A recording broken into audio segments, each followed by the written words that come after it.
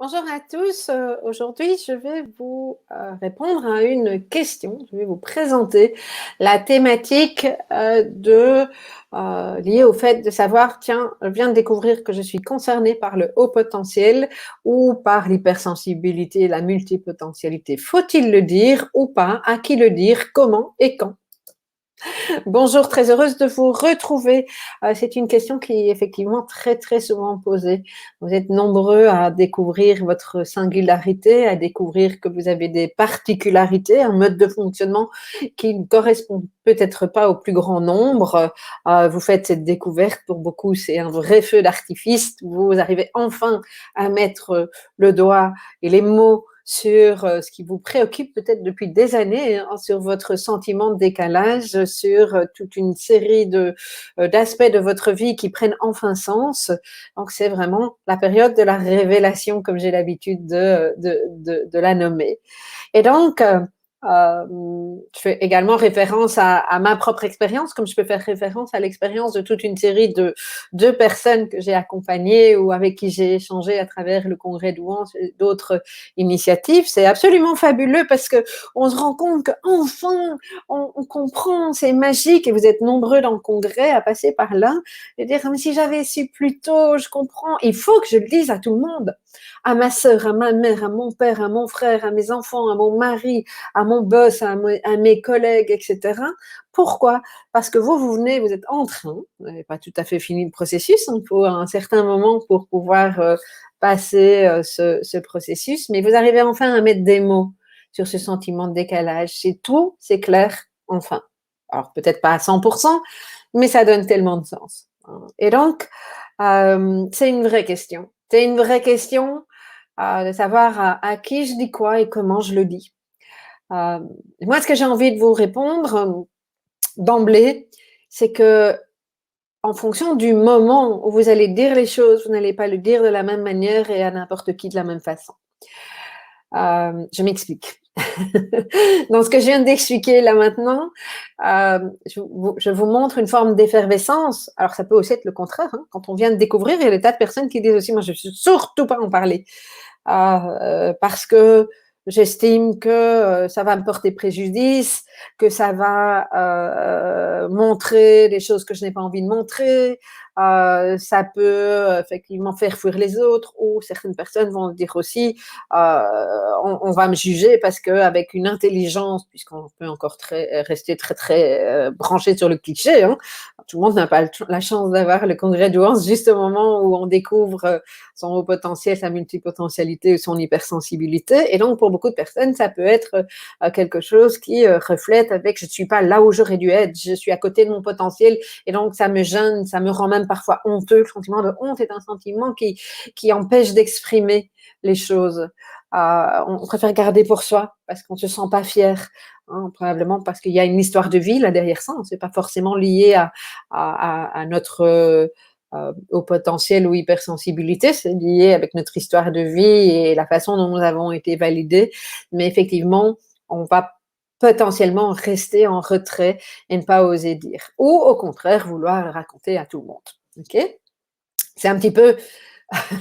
Moi, je me rappelle, pour faire l'analogie, quand j'ai commencé à faire du développement personnel et aller à des formations qui me parlaient, je rentrais, je saoulais tout le monde avec mes histoires de développement personnel, en expliquant, en voulant expliquer, partager, parce que je vibrais et j'avais envie de connecter à l'autre avec des choses qui me faisaient du bien. Et c'est humain, ce mode de fonctionnement, hein, entendons-nous bien.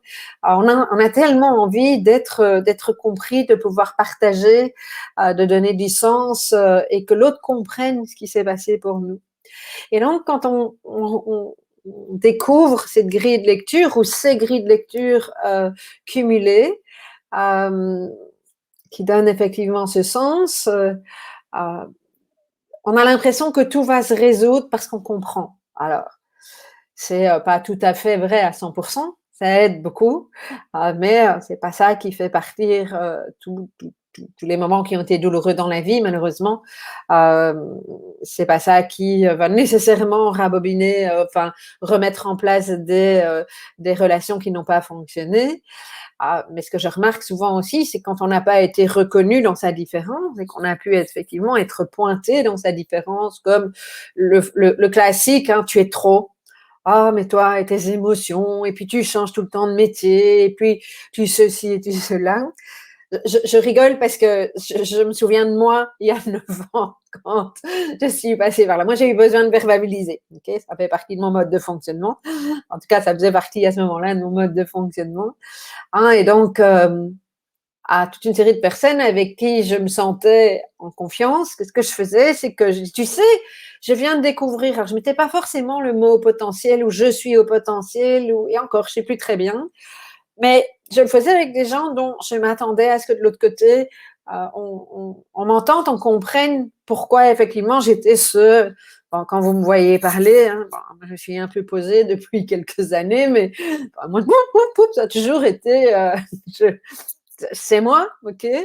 Et ça m'a été reproché par certaines personnes, dans ma manière aussi je donne ces exemples-là pour voir si vous pouvez y retrouver, mais dans ma manière, par exemple, de former ou de me préparer à donner des formations d'entreprise. Je sais que j'avais un collègue qui essaie toujours de me remettre sur la bonne voie, sur une forme de structure. Or, moi, dans mon esprit, je suis structurée. Je veux dire, donc, j'arrive à garder un fil conducteur, mais pouf, pouf, pouf, je parle là, mais je reviens à l'axe, ok.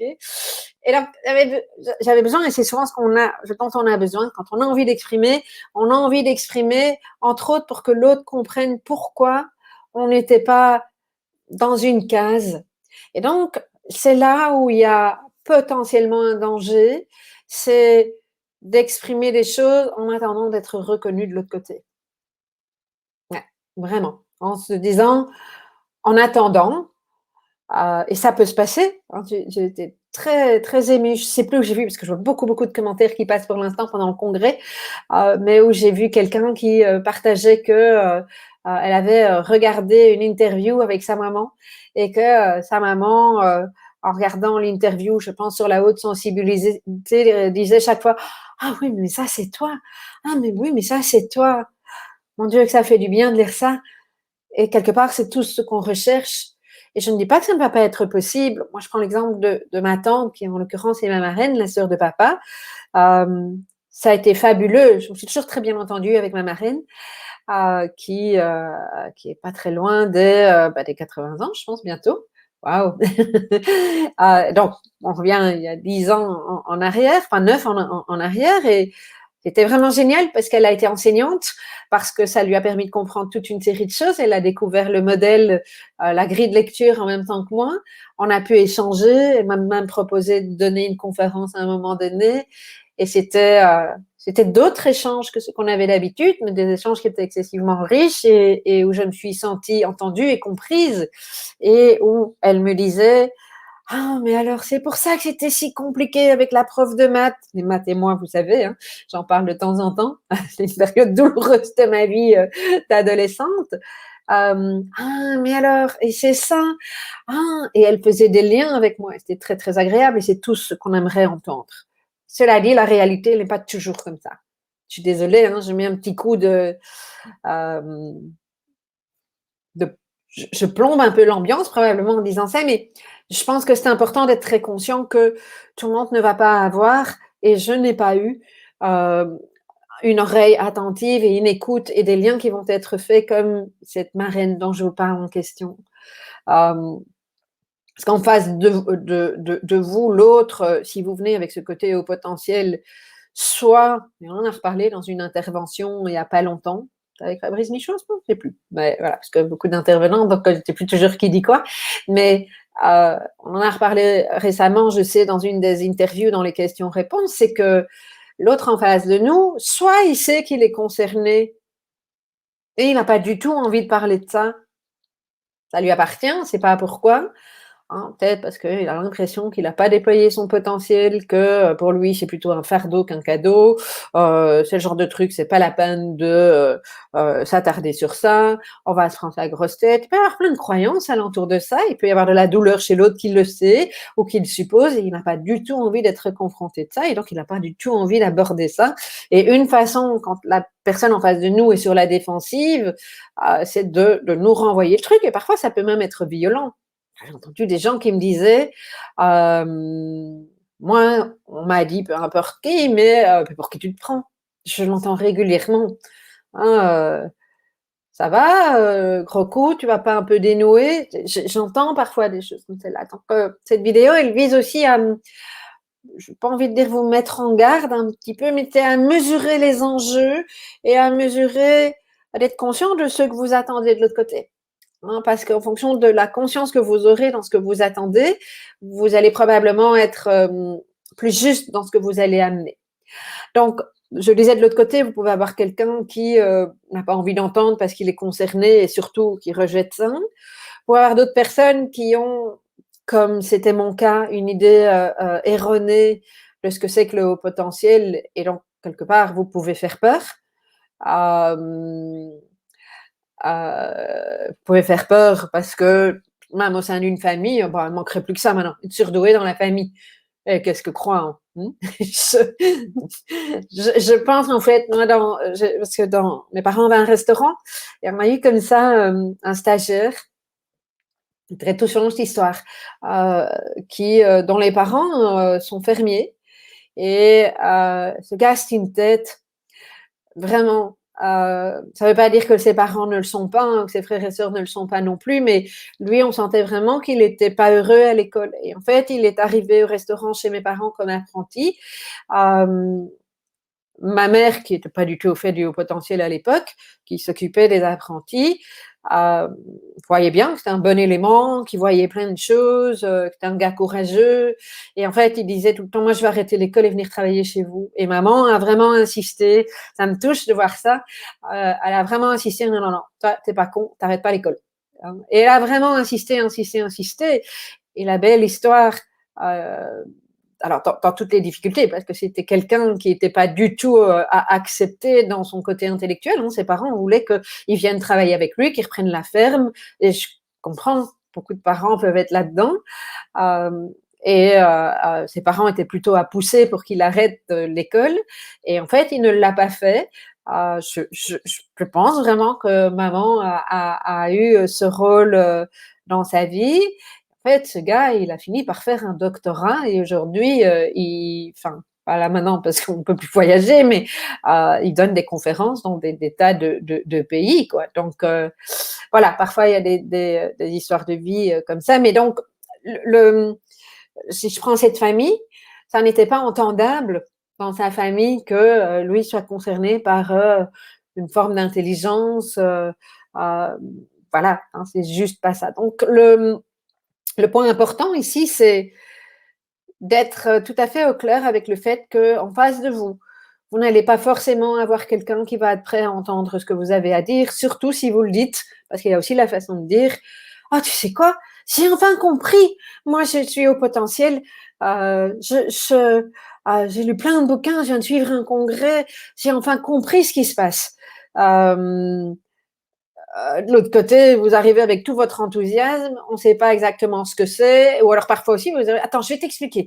Alors, un haut potentiel, et effectivement, enfin, déjà moi, parfois, j'ai du mal à expliquer ce que c'est qu'un haut potentiel, pourtant c'est mon métier.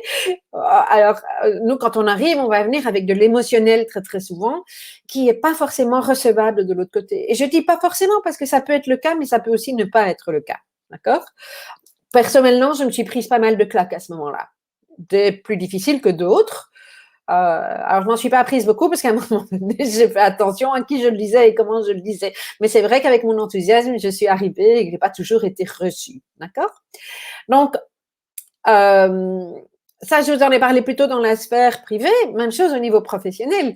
Si vous en parlez à votre management et qu'ils ne sont pas prêts à entendre ça, qu'ils n'ont pas connaissance du sujet, on en a parlé hier avec Caroline Berthollier, c'est peut-être pas l'idéal de venir avec cette façon-là de dire les choses.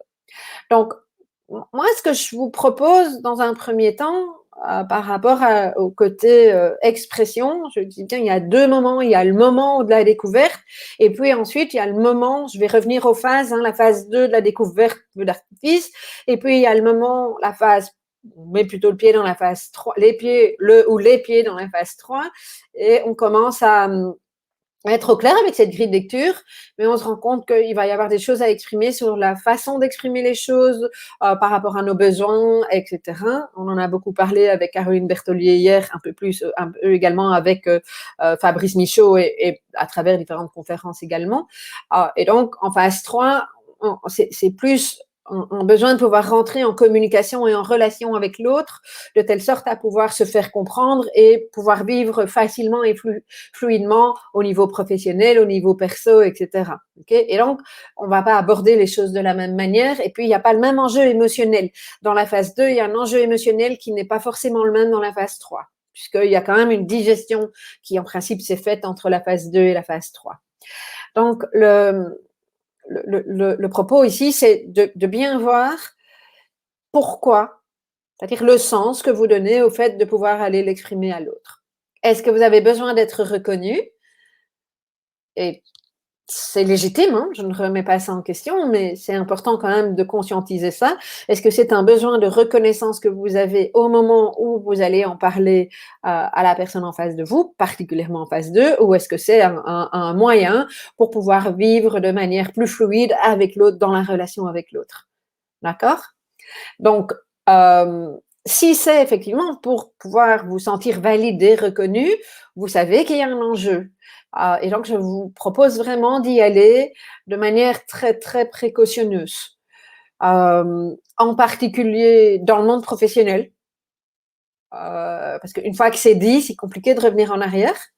OK? Parce que soyez conscient des enjeux. Est-ce que ça va vous servir ou vous desservir? Parce qu'on ne peut pas demander à l'autre de vous reconnaître dans cette grille de lecture. Peut-être que l'autre n'en est pas capable et vous n'avez pas le contrôle là-dessus. Et ça peut paraître injuste tout ce que vous voulez, mais néanmoins, c'est une réalité. C'est vraiment important de pouvoir, à mon sens, le mesurer.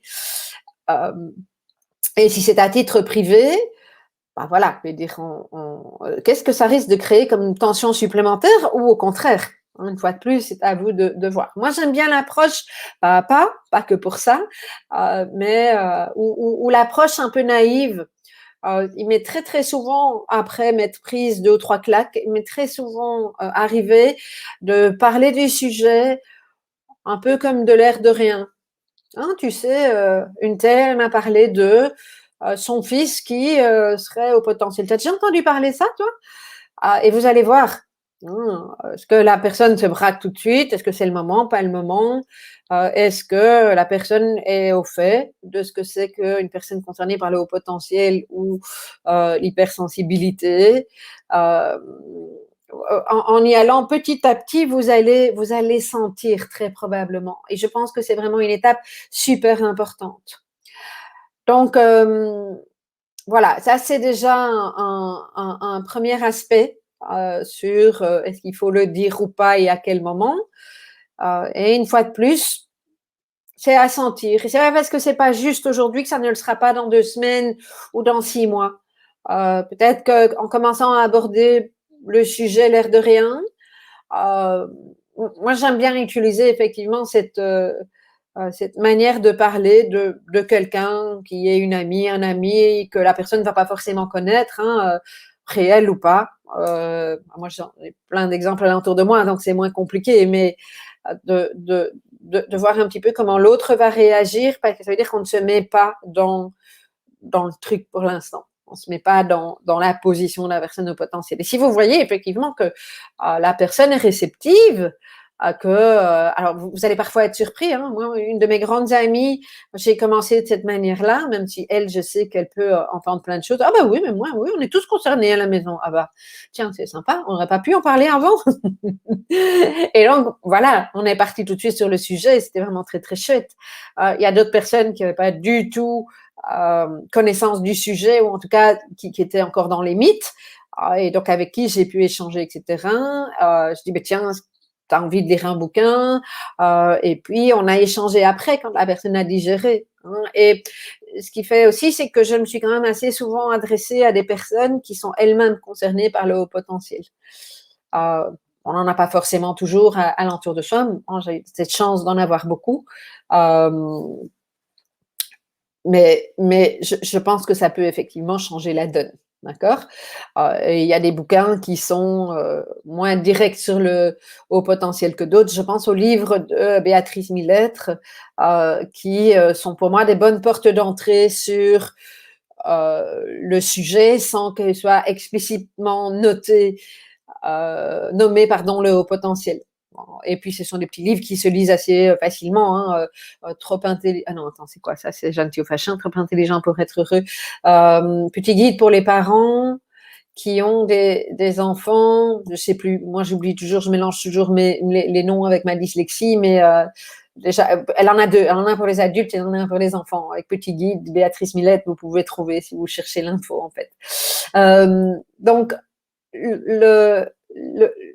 la porte d'entrée, je pense que c'est ça. Et puis après, fiez-vous à votre intuition, à votre capacité d'écoute et gardez vraiment cette conscience du fait que l'autre ne va pas forcément vous donner la reconnaissance que vous attendez ou valider le fait que oui, elle comprend combien ça a pu être difficile pour vous de vivre ces années de décalage sans savoir et sans réussir à mettre des mots.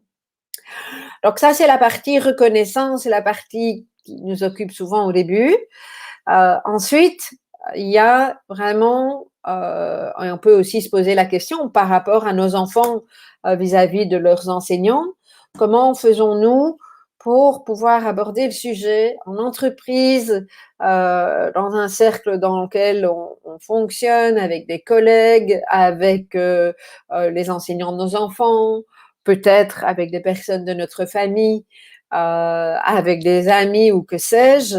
Là, je ramène toujours au fait d'identifier, et on en a parlé également dans certaines interviews, d'identifier, mais quel est mon besoin? Pourquoi est-ce que j'ai besoin, en dehors de la reconnaissance, donc on est dans une deuxième étape, et peut-être que vous n'aurez même pas besoin de cette partie reconnaissance, hein, certains sont à l'aise avec ça. Et donc, la question c'est, OK, comment est-ce que je peux fonctionner de manière la plus agréable et autonome possible dans mes relations et avec d'autres personnes? OK? Voilà, j'ai dit pour changer la vie. Petit guide à l'usage des gens intelligents qui ne se trouvent pas très doués. Merci beaucoup pour la référence, le nom du livre de Béatrice Millettre dont je ne me souvenais pas. Donc, réponse à la question, de quoi ai-je besoin? Pourquoi est-ce que j'ai besoin d'exprimer que je suis concernée par le haut potentiel? Quel est mon besoin vraiment là derrière ça par rapport à un collègue, par exemple? Ou moi, Nathalie, par rapport à mon équipe. Alors, vous me direz forcément, ils savent, puisque compte tenu de mon travail, moi, je ne m'en cache pas, mais j'aurais pu faire tout à fait autre chose et ne absolument pas exprimer le fait que je sois concernée par le haut potentiel. Okay? Et donc, mon job, moi, ça va être d'équiper les gens avec un mode d'emploi et pas de leur dire je suis au potentiel, ils savent pas ce que c'est. Parce que c'est un petit peu comme si vous disiez aux gens que ils doivent conduire une Jaguar ou une Ferrari.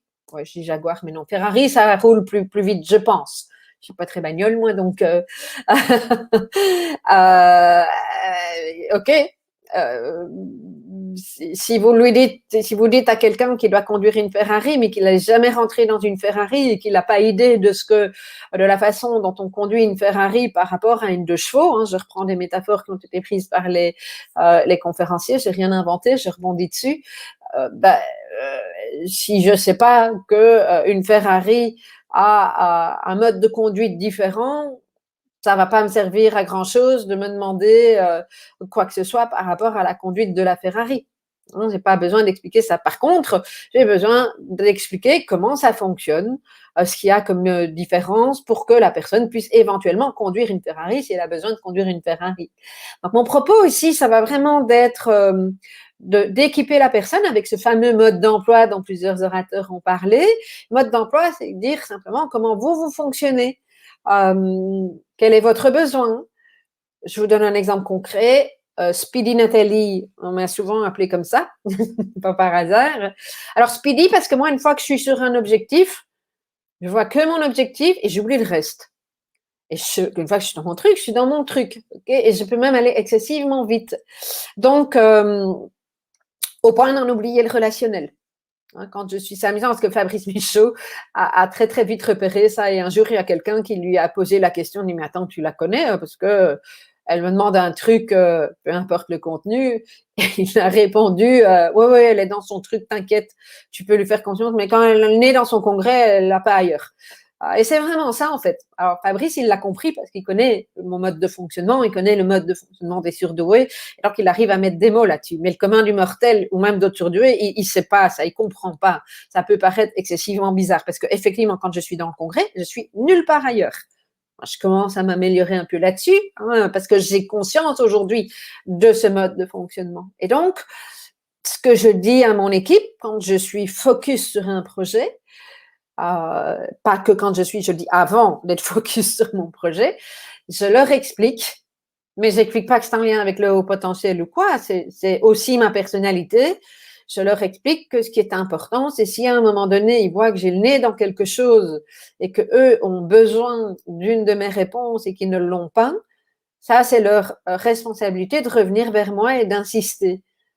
Et entre autres, via ou tel moyen qui est un mode organisationnel mis au point. Alors là, vous me direz, facile parce que c'est mon entreprise, mais admettons que je bosse, et ça a été le cas pendant un nombre d'années que je bosse en entreprise, il me semble vraiment important de pouvoir dire à la personne, de donner des clés de compréhension de mon mode de fonctionnement. Je vais vous donner une analogie. Moi, j'ai un problème d'ouïe, donc là, je porte pas mes appareils auditifs parce que je préfère mettre mes écouteurs comme ça, mais quand je donnais des formations en entreprise, forcément, je mettais mes appareils auditifs, sinon personne ne me... Enfin, moi, je n'entends personne, quoi. Et en fait, j'ai toujours commencé mes formations en étant très, très au clair sur non pas le détail de mon problème d'ouïe. J'ai pas besoin de dire que j'ai autant de pourcents de pertes sur les aigus à telle oreille ou pas et depuis quel âge et que c'est dû à... J'en foutent complètement, les gens. C'est pas ça qu'ils veulent savoir. Et puis, s'ils veulent savoir, ils viendront me demander ce qu'ils veulent savoir quelque part. Quand je viens avec ça, moi, mon intention, c'est de leur expliquer comment je fonctionne pour que ce soit fluide avec eux. Et donc, classiquement, je vous donne l'exemple. J'ai toujours démarré mes formations, en tout cas dans les 5 premières minutes, en disant, mais voilà, je dois vous dire un point qui est important. Je porte des appareils auditifs. Donc, la bonne nouvelle avec mes appareils auditifs, c'est que j'entends. La moins bonne, mais en même temps, ça peut être rigolo, c'est que parfois, je comprends de travers, parce que si je ne vous vois pas et que je ne lis pas sur vos lèvres, je sais qu'on m'a parlé, mais je ne sais pas forcément ce qu'on m'a dit. Et parfois, par association d'idées, je comprends un truc complètement à l'envers. Exemple réel. Dans une de mes dictées au lycée, j'avais écrit la corde du palier et en fait, la vraie phrase, c'était la force du poignet. Moi, j'avais fait une mauvaise association. En général, ça fait marrer tout le monde de développer des stratégies pour expliquer mon mode de fonctionnement par rapport à ma surdité. Mais c'est la même chose au niveau de nos modes de fonctionnement au potentiel, hypersensible, etc. Il y a moyen, à un moment donné, ça s'apprend, de communiquer pour expliquer comment on fonctionne et de donner les clés aux gens. Et donc, ça veut dire que moi, dans des formations, quand les gens me parlaient, quand j'étais en train d'écrire au paperboard, je me retournais en disant, je sais qu'on m'a parlé, mais je ne sais pas qui. J'ai repéré une voix d'homme. Et voilà, ça s'est vraiment toujours bien passé parce que, effectivement, je ne peux pas imposer aux gens le fait que j'ai un problème d'ouïe, mais c'est une réalité qui est là. Il y a un mode de fonctionnement différent, j'ai certains besoins et j'essaye d'alléger les choses en me respectant, mais en précisant. Si quelqu'un est en face de moi avec un papier ou que sais-je, maintenant on ne fume plus à l'intérieur, enfin, c'est assez rare, mais c'est juste pas possible. Pour moi, sorry, mais moi, avec ta cigarette ou ton bic en face des lèvres, je risque de pas te comprendre pendant longtemps. Est-ce que je peux te demander d'enlever ta cigarette, ton bic, etc. C'est exactement la même chose dans votre mode de fonctionnement. Donc, soyez très, très au clair dans ce qui est important pour vous. Allez-y, à mon sens, j'ai envie de vous dire étape par étape. Parce que si vous leur faites toute la liste de votre besoin en tant que haut potentiel et hypersensible, sauf si c'est, par exemple, au travail, dans le cadre d'un entretien avec des ressources humaines ou votre manager ou un collègue, alors oui, on peut imaginer si le contexte, si le cadre, ce cadre-là a été posé, on peut imaginer effectivement aborder ça de cette manière-là. Mais sinon, moi, je trouve toujours intéressant d'y aller une étape à la fois. Et dans une posture où, bah, dans l'absolu, moi, dans ma posture de formatrice avec mon problème du oui, c'est quand même gagnant pour tout le monde qu'on puisse se connaître, qu'on puisse, pardon, se comprendre. Donc, je trouve la posture, qui est une posture alignée et non pas une posture revendicatrice. Vous voyez, je fais ça parce que quand on est là-dedans, le risque, c'est qu'on passe dans une posture Calimero, comme je l'appelle, et c'est souvent pas efficace. Je ne sais pas si c'est le bon mot, mais c'est pas forcément entendu parce que l'autre peut se sentir agressé ou envahi. Donc, j'admets que c'est un travail sur soi. J'admets que ça demande vraiment d'apprendre à s'aligner. Mais j'ai envie de vous dire aussi que c'est tout à fait possible.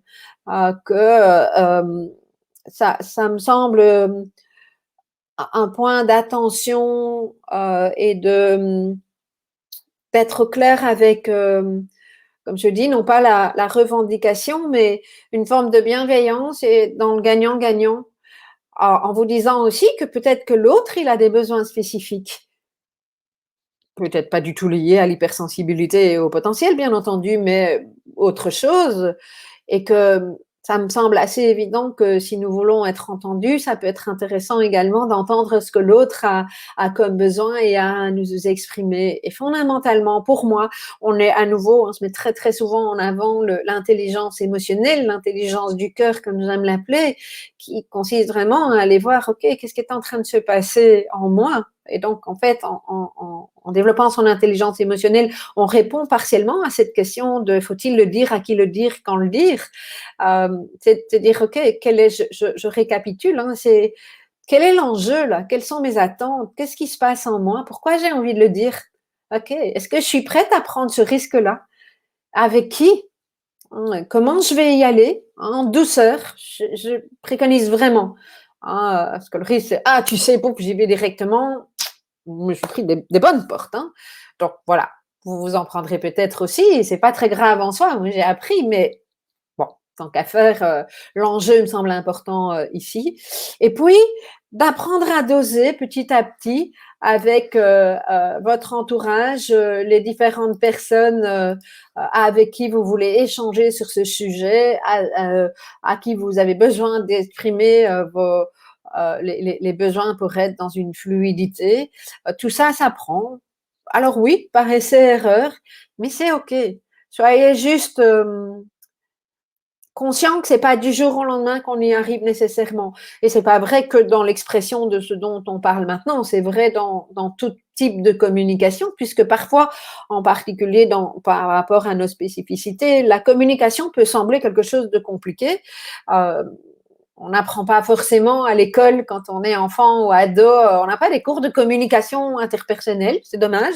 Je pense qu'on en aurait grandement besoin, ça serait vraiment de magnifiques ressources, mais voilà, c'est pas encore, c'est un peu le cas dans certaines écoles, mais quand même très très marginal. Et donc, fonctionner par essai-erreur, c'est juste que soyez peut-être attentifs à ce côté qu'on peut avoir quand on est concerné par le haut potentiel, qui est le tout ou rien, et qui va annoncer tout le truc, et qui va foncer, et en fait, où on risque de creuser l'écart. Et donc, comment est-ce qu'on peut faire pour que cet écart ne soit pas à ce point euh, important? Comment est-ce qu'on peut faire chacun notre partie, et ça commence à mon sens par nous, pour diminuer l'écart. Et je suis pas en train de vous parler de vous suradapter, c'est pas ça. C'est comment est-ce que je peux me rapprocher de l'autre tout en restant moi-même, en exprimant ce qui est important, parce que je pense que c'est ça qui va donner l'autorisation et l'envie à l'autre de se rapprocher de nous également. Voilà ce que j'avais envie de vous dire pour cette partie, cette question qui me semble vraiment importante. Je vous remercie pour votre écoute et je vous dis à très bientôt.